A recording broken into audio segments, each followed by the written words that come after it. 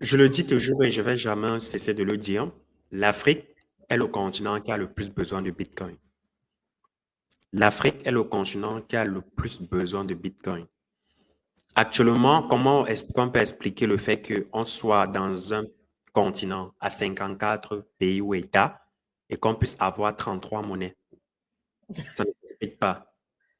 Ça ne s'explique pas. Je vais dire, c'est incroyable en fait. Et dans notre contexte de l'Afrique francophone, avec l'utilisation du CFA, je vais dire c'est un poison.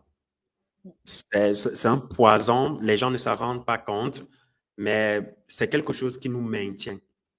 Et quand bien on parle du CFA, ce n'est pas comme si c'est le même CFA qu'on utilise en Afrique centrale qu'on peut utiliser en Afrique de l'Ouest.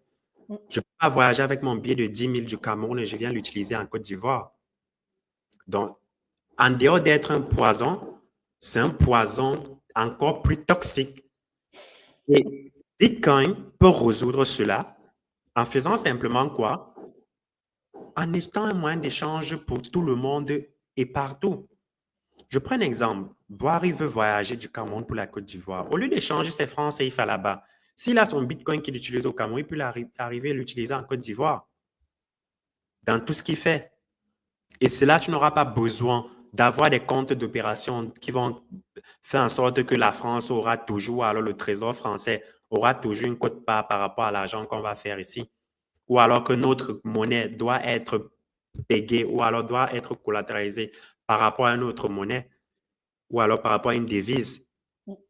Comment ça se fait qu'on base la monnaie d'un pays par rapport à la monnaie de l'autre? Ça veut dire que si l'euro se porte mal, le franc CFA va se porter mal.